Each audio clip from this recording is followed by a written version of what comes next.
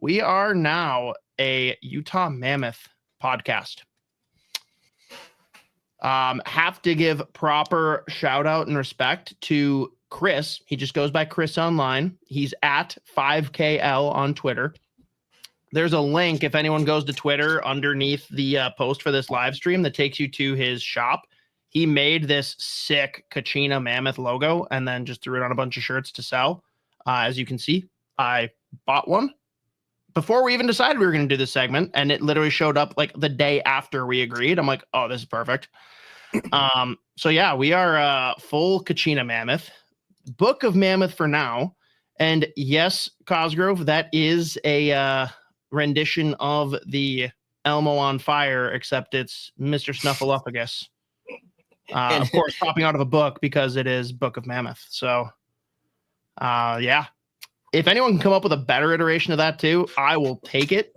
Give me your submissions, because that one was me just kind of trying to make it work with AI.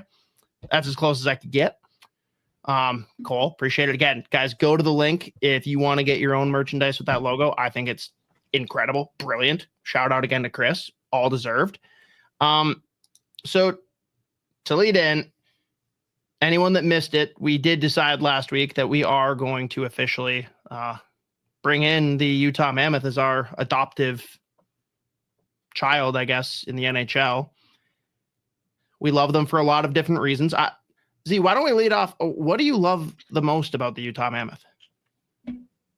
Well, I have been a massive fan of, like, obviously just being the prospect guy here, like their draft in the last few years. A lot of their young players, combined with the fact that, like, you know, obviously like Logan Cooley comes in over the last few years. Clayton Keller is so fucking fun to watch. He's so cool. That kid. Yeah. And I mean, just the whole project with Utah in general, like, is incredible. But I mean, any new team or like any new market that really starts taking off, I'm always going to be interested in general. But combined with the fact that, like, I liked a lot of their young players that are already on the roster, plus the way they've drafted the last few years, like, to me, it's just a very, very exciting franchise and organization. And like the hockey that they played this year before, like, they were another team that had a bunch of injuries early on too. But they were looking real good at the start of the year. Again, some like big injuries, guys like Marino, like Sergachev. Actually, I forgot like how ridiculous Sergachev's like offensive numbers were this year. I think he almost scored 20. But like the fact that the second they go to Utah, they make all those big moves, they make a couple big time trades, big splashes. Like, it's a team that wants to win. They play an exciting brand of hockey. I love the way that they draft, and obviously that barn's been rocking since day one. So I'm all in. Yeah, I'm all in on the Logan Cooley bit, of course. I still need to try and find a way to get my hands on a Logan Cooley Kachina jersey. Probably too late, but we'll see. I also just love that this went from their owner, Smith, which, very funny that his last name's Smith, but we'll move past that. Like, he wanted an expansion team. And he kind of did the league a favor by taking the Arizona relocation very quickly out of left field. Like, it was pretty much sprung upon him. Not only does he get the brownie points for, like, taking one for the team, I think it worked out way better. Like, look at how things are going in Seattle.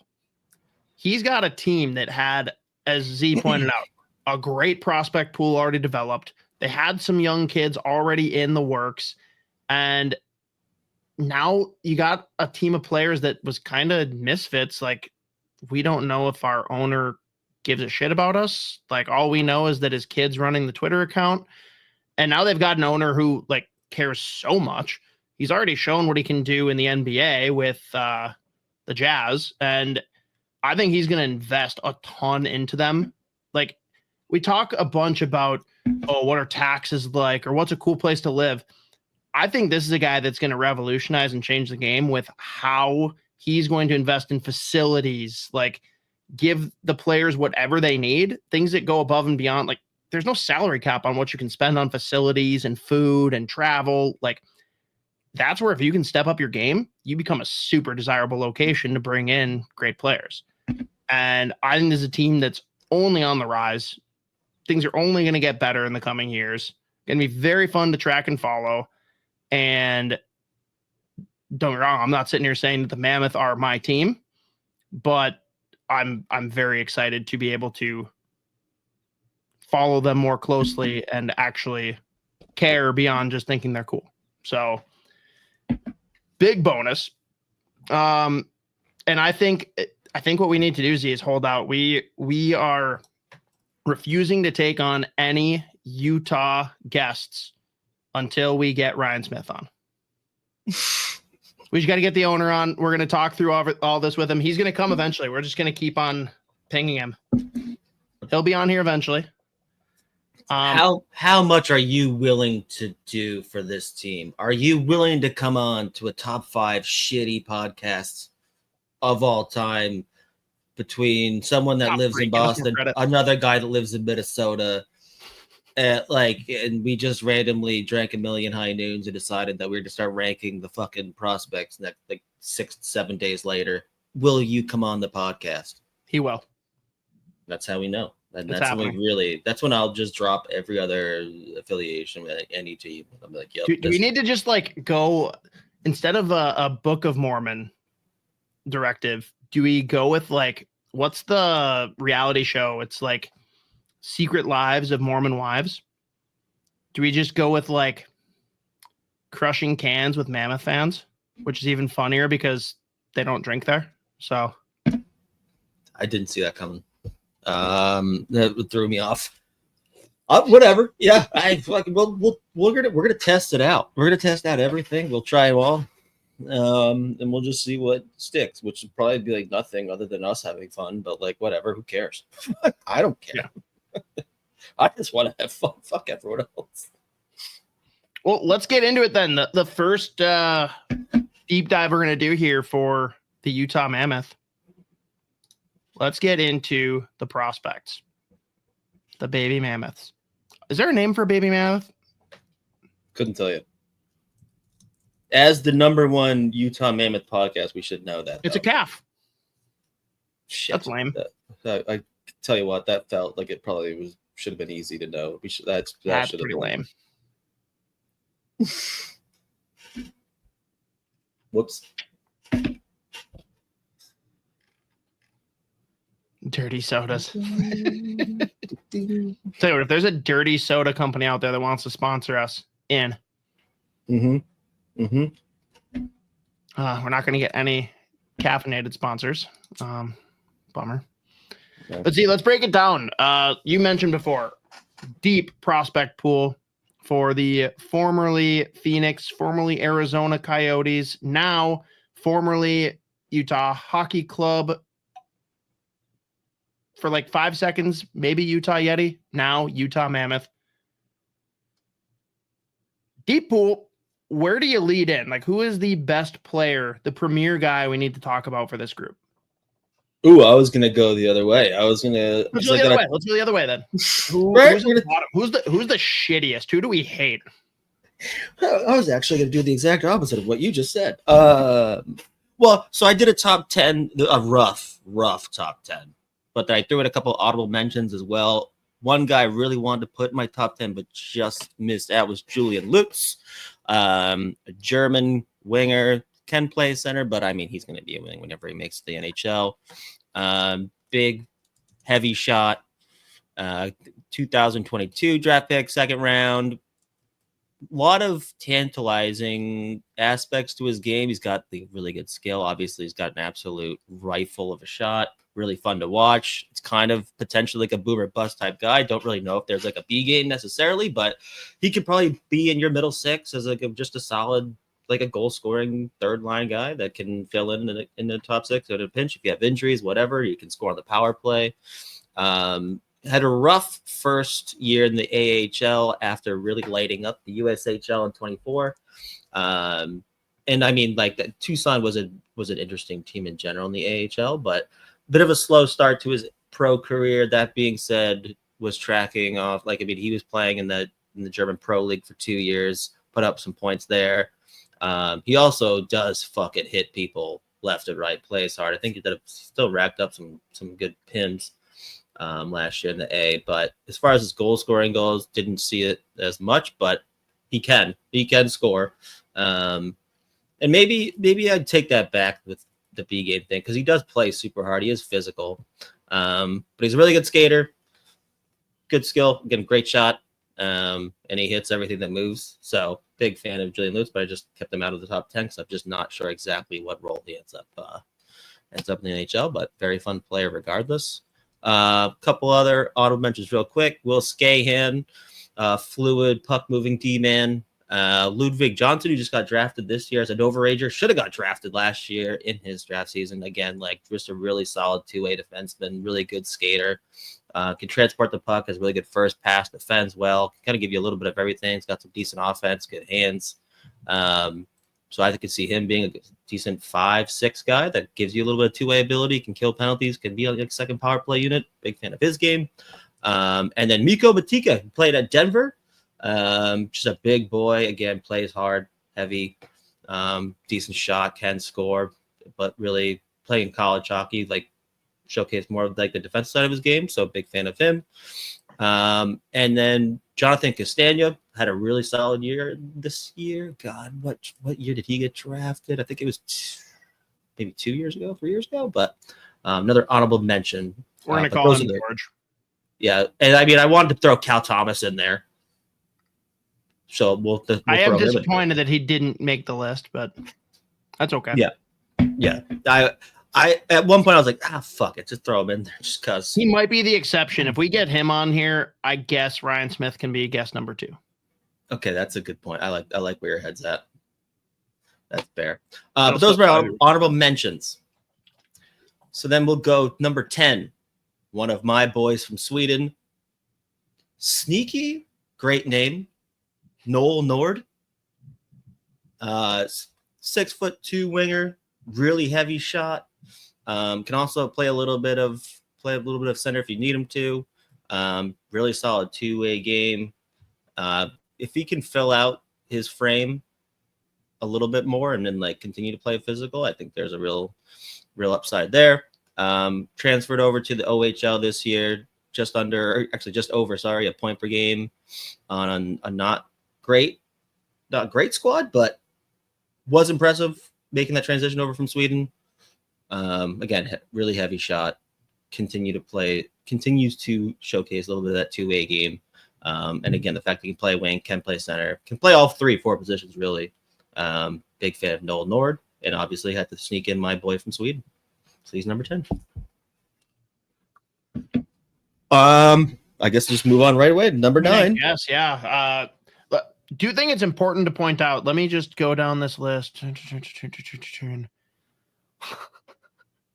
Before we even go through the rest of the list, I'm just going to read from 10 through 1 a specific stat line. Oh, yeah. Yeah, dude. Number 10, 6'2". Number 9, 6'1". Number 8, 6'2". Number 7, 6'5". Number 6, 6'7". Number 5, 6'7". Number 4, 6'6". Number 3, 6'5". Number 2, 6 foot. And number 1, 6'2". Tell me you got to type without telling me you got to type. I mean, you can talk to them about that. It's a big boys. Yeah. You must be this tall to ride the roller coaster. You must be this tall to ride the roller coaster. Yeah. Yes, moving on to number 9, 6'1". 6'1". Artyom Duda, a Russian kid, really solid skater, left shot D-man, got some legit offense. Was supposed to end up with, got recruited to Maine, but because he had played a couple of years, or for 2 years, he played a couple games in the KHL, was ineligible to play. So I think last year 2024, he had to go play Canadian U Sports League and only played 12 games, which was a concern, obviously, for his development or whatever. But steps in last year in the AHL and just looked really good for Tucson. Put up 29 points in 30 games, but really big shot, can hammer guys too, really physical, but solid skater, really good hands, really smart player. I'm a huge fan of Artyom Duda. I remember watching him at the Holinka in his draft -1 year, I think it was.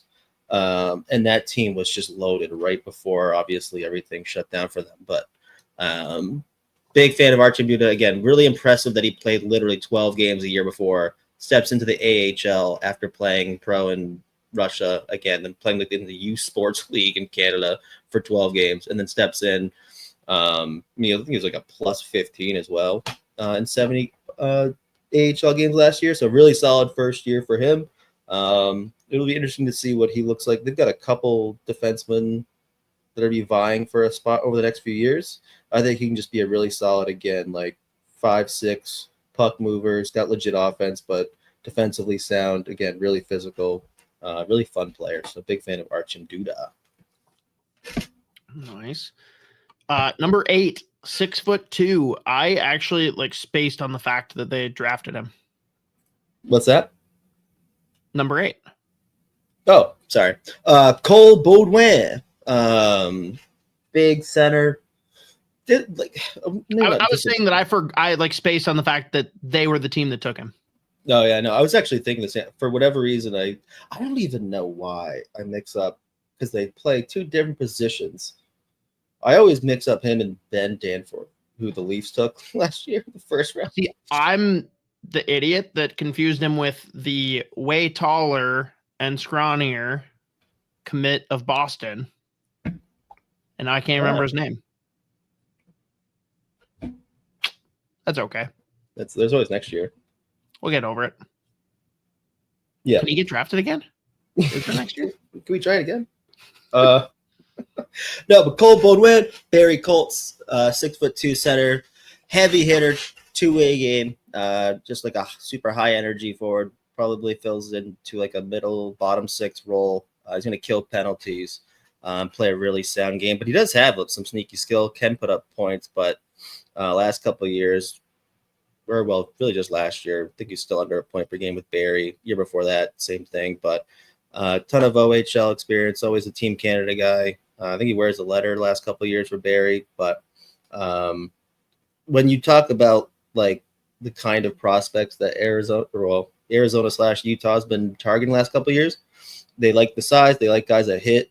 They're like heavy, and they've got a bunch of guys that just play with like nonstop pace, energy, and like effort or whatever. So a lot of big time compete. I think he's just going to end up being like your ideal 3C in the NHL. He's going to be able to be relied on in a whole lot of situations. So again, he's going to kill penalties. He can go on your second power play unit, but again, you're going to lean on him more for his two-way game and play his defensive abilities as well. But physically advanced, really like the toolkit. Really just a smart player overall. So big fan of Cole Baudouin. Next up. So I guess next is number 7 at 6'5". Right-handed defenseman too, so that matters. Also, just we didn't talk enough about how sick of a name this is. Mm-hmm. Max Seneca. I've heard literally every iteration of this name. Big time second half of his draft year riser. Made the transition over from Czechia over to the Dub. And just looked incredible pretty much right away. But like, he's obviously 6'5". His offensive numbers don't jump off the page at you. I think he had like 6 or 7 points in 20-something WHL games this year. But when you look at the toolkit, like the size skill combo, how well he skates, I think there is some untapped offensive upside there. But again, his defensive ability is already advanced. He's played pro in Czechia. And I mean, just like the physical toolkit, as he continues to fill out, I think he's still like $180 at 6'5". So he's going to fill out still and become even, ideally stronger, more physical, and be able to use that size to his advantage. But such a good skater at that size. And again, really good hands, got a shot. So big fan of Seneca. I know a couple of people that snuck him into the end of their first round. I think EP did. But huge fan of him. Again, it was impressive how well he transitioned from the Europe over to the Dub. But he's awesome. Big fan of Max Seneca. And again, another big right shot D man that every NHL team looks for. And again, he's got the skill set and the skating ability is really impressive. So huge fan. I'm going to stick with Seneca just because it's hilarious to me that can basically be pronounced the same way as Beckett Seneca. Mm-hmm. Yeah, So, no, that's a good move. Moving on, number 6 measures in at 6'7". Dear Lord. Michael Robel, another Czech kid, 6'7" goaltender, plays at UMass, has been lights out at UMass. I think he put up a 920, 925 this year, 2-3, 2-4 maybe goals against. I should probably have my Google Doc up, but I don't. Second round pick in 2022, stepped right into college hockey and has looked really good. He's a huge part of that UMass team. In a year or two, like last year, they didn't have as many big name recruits come in, but I mean, he's just like the backbone for them. Plays pretty much every game. I think this was year 2 for him, and at no point does he looked out of place whatsoever. Don't think he's signed yet, so I think he'll be back at UMass again, obviously. But one of the better goaltenders as far as prospects go in the world right now, and he has been ridiculously good for Czechia to international events. So, I mean, yeah, he's a goaltender of the future for sure. Definitely one of the names to keep an eye on moving forward, just in terms of any goaltending prospect in the world. Next up, number 5, another 6'7" monster, right-handed defenseman. Dear Lord. Yeah. And got his first cup of coffee at the end of the year this year in the NHL, played 15 games. Maverick Lamoureux, great name. But yeah, like you said, 6'7", 215 pounds, I think. And he is physical. He is mean. He loves to hit people. Maybe you already know where I'm going to go with this. Draft day. Parents. Yep. Mm-hmm. Yep, that was him. Yeah, tell our Utah Mammoth fans who maybe weren't aware of what happened when he was drafted by the Coyotes. Yep. Gets taken at the end of the first round in 2022. Camera goes right to his parents, who just immediately basically started baking out. It was unbelievable. It was like, oh God, okay, well, that's something. But stepped in this year, played 15, 16 games or so. I think it was 15, now I think about it. But already looks like he's ready to fit in and play. Again, just given the contracts that got signed this year, he's probably not going to be back playing in the AHL again. But again, just like a big kid, plays hard, hits everything that moves, but does have some nice hands, can make good passes, pretty creative from the point. So I think there's some legit upside there. Skating's always going to be a big question mark for him, but I think it's good enough that it should be fine. Not really going to hold him back or anything. And again, just the fact that he's already stepped in after getting drafted just 2 or 3 years ago and already has been able to play 15 games in the NHL, it's pretty impressive as a D-man. But I mean, just the ridiculous compete, super physical. It's going to be a solid bottom pair guy that's going to kill all the penalties for you. He's going to put up big time on ice and pretty much play all the minutes that the rest of your defensemen don't want to play. So he is a prick to play against, and he's a big boy, hits hard, and just a big time compete player.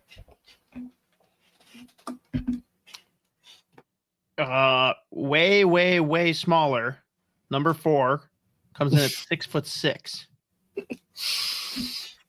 Also, arguably the coolest name in the pool. Yeah. 6'6", left wing, right shot left winger. Daniil Boot. Played last couple of years, played in the KHL and put up some impressive numbers for a young player on Locomotive. I think 2 years ago put up 21 points in 55. Yeah, there it is. 55 games and then 28 points last year. And obviously he's signed, so I don't know where he's going to be playing exactly next year. In all likelihood, if he's coming over, he's going to be in the AHL, but maybe he still ends up playing in the KHL. But already looks, I mean, he's already played an impressive amount of pro hockey at such a young age over in Russia. Can score goals, really creative with the puck. As a draft -2, I remember watching him like in the MHL playing like against 20-year-olds and just lighting it up. But moves really well for his size. Again, ridiculously solid offensive toolkit. can make plays, can score goals. Really fun to watch. Big fan of Daniil Boot. And again, just the fact that he's already played like over 100 games in the KHL is very impressive. Yeah, draft -2, he played like 15, 16 games in the KHL, which is ridiculous. So he rocks. Number 3, measuring in at 6'5". Fun anecdote for, again, Mammoth fans that maybe weren't familiar because this all happened in the Arizona regime, but left-handed defenseman Dmitry Simashev got taken 6th overall in the first round of 2023. Going 12 in 2023 was Daniil Boot, and apparently they're like best friends. And Simashev was being interviewed as the pick happened, and he's like, "Wait, who got picked?" They're like, "Daniil Boot." He's like, "Holy shit, that's my best friend." Like, what?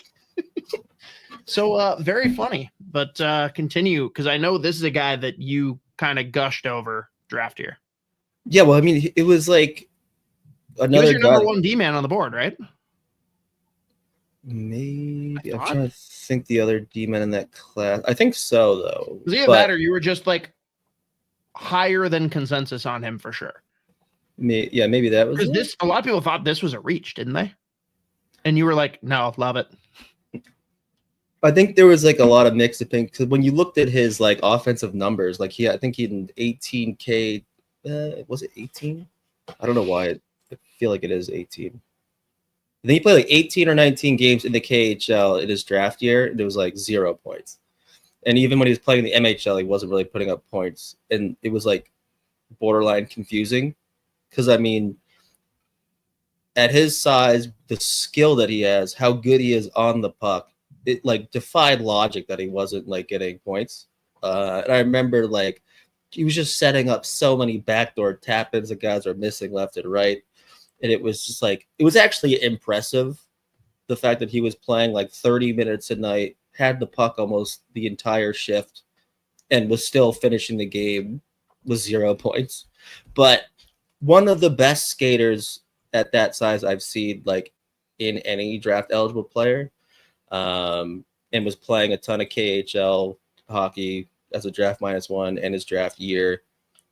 Ridiculous skater, unbelievable with the puck, and he is mean. He hits, he's physical. Obviously, he's advanced size wise. Like he pretty much has every single physical tool you could ask for in a defenseman. And again, just the fact that he was probably, at least in that class, he was easily the best skater as far as D-man go. And to be honest, like most of the forwards, but 3-way mobility, like you cannot beat him wide. Again, he's going to suffocate you. You literally just can't. He's unbeatable.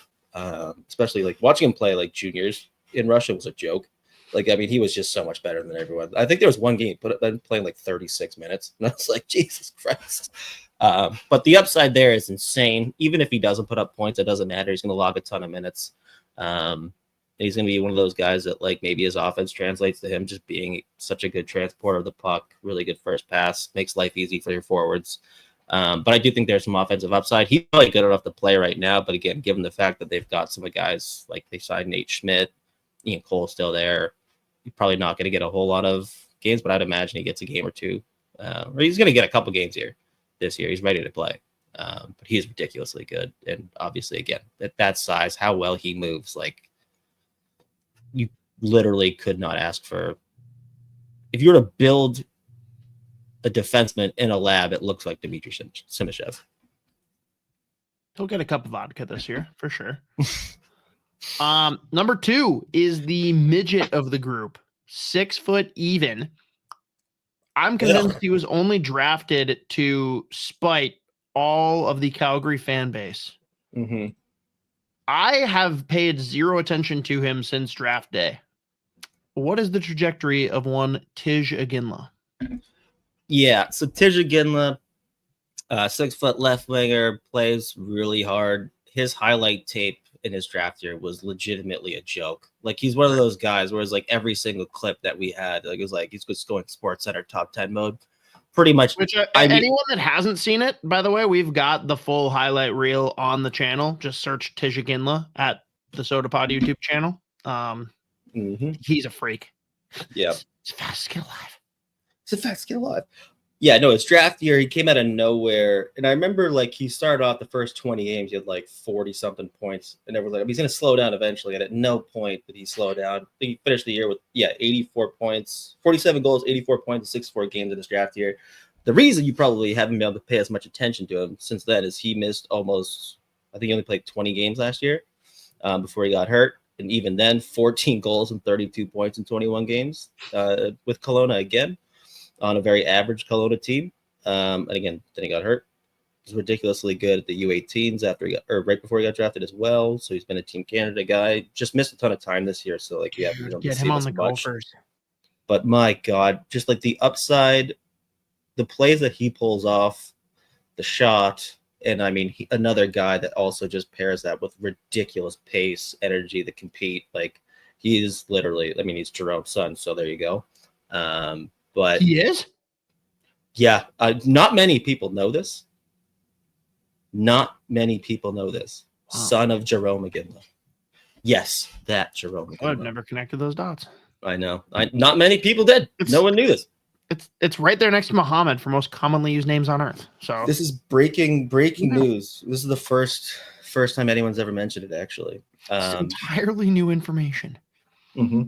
Yeah, no, but I mean, every time he touches the puck, wants to make a play. Again, can score goals, can make passes, like just dynamic skill, and again, just the insane motor, just nonstop on the ice. So, wants to make a difference every time he jumps over the boards, and when he's healthy, more often than not, he does. So, very fun player to watch. Again, I encourage everyone to go watch that highlight reel that we put up like in this draft year because it was a joke. So hopefully he gets healthier and can play and get right back to where he was at before. But the upside is just insane with Tijiginla. And number one in the pool, measuring 6'2". Is it the lone center of the pool? I believe, at least the top 10. And a guy that I would imagine most of our fellow Mammoth fans are aware of, but maybe there's some that just don't care about the draft, don't pay attention, or saw that he was picked and they're like, what the hell is Caleb Desnoyers? Although they probably said Desnoyers. What do they need to know about this guy who you actually, like a couple days before the draft, I think you had him ranked like 10, and then I checked the day of our draft show and you bumped him up to like 5. I'm like, oh, okay. Yeah. I made that, and that was the thing about he's one of like he's like one of 16 players in my first round that I probably had 6 spots either lower or higher than like on draft day. Like I like minutes before the draft, I was like, no, put that guy from 32 to 8. I mean, Caleb Desnoyers, like the resume is like he's literally won everything you could possibly win outside of a Mem Cup. He's won a QMJHL champion, QMJHL MVP. He's won a World Juniors, team All-Star. What? He's won a World Juniors then, right? He's won a World Juniors. When? What year was that one? Ooh, fuck. Huh? Hold on. What? No, sorry. That was the U18 Worlds. Yeah, I was being cheeky. Like, I know he hasn't because America.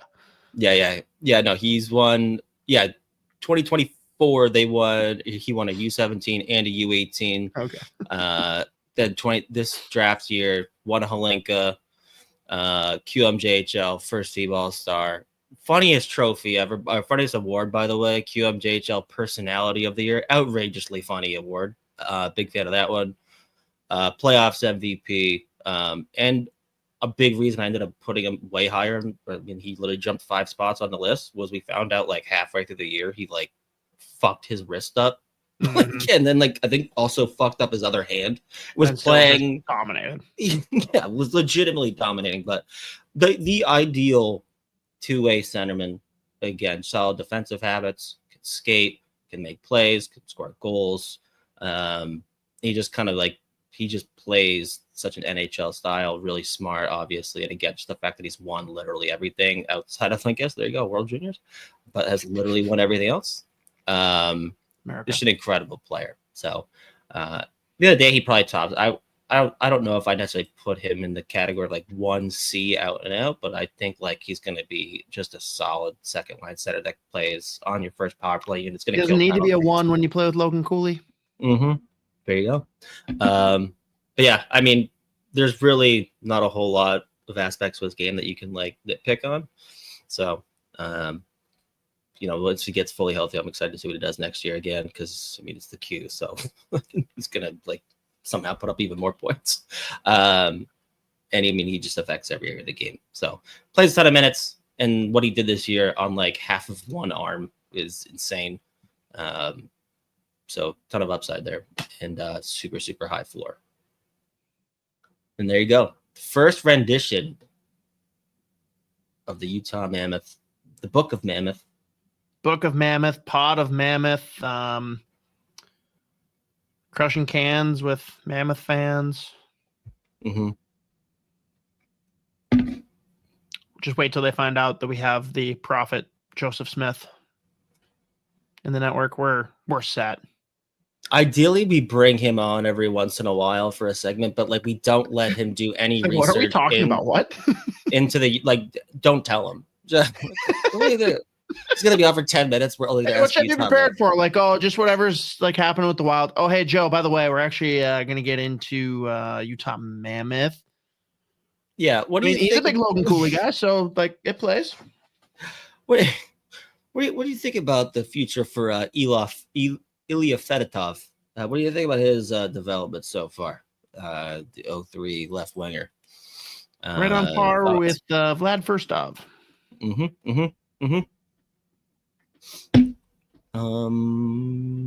to think. Dude, we might have to mess around if we're really bored this summer. Do a mixed pool ranking of like Minnesota and Utah. Like have them layered within, just like who's the best across the pools. That could be fun. Yeah, you know what? I do regret not throwing in the honorable mention Cal just Thomas. For the name specifically. A goaltender they took this draft class, Ivan Kachenko. Like his last name is TKACH-TKACHENKO. The way you pronounced it though just gave me all of the Forgetting Sarah Marshall PPOP vibes. Yeah, no, I actually at home. That was like 8 honorable mentions. We're getting a deep dive of the top 18 prospects in Utah. Now 19. And I mean, I didn't even mention another all-name team guy, VT Väisänen. That was a good one. They also have 2 Ludvigs. You liked him too. Yeah. They also have 2 Ludvigs in their pool. Ludvig Jansson, who I did mention, and then Ludvig Lafton, another great name. Gregory Bieber, Rico Alenko. They've got some real. They might be, as far as like your prospect pool of all name team guys, they're pretty high on the list. Dude, our first nickname, I think, if Max Seneca ends up being a guy, he's Petrie. It's the silent P. He's a pterodactyl. Goes right alongside the Mammoth. It's a deep enough cut that like 4 people will get it. Everyone else can be like, wait, what? And that's still less confusing than Rick Dvorsky. So, Rick, yeah, I loved that one just because it was like, what the fuck? Who the fuck are you talking about?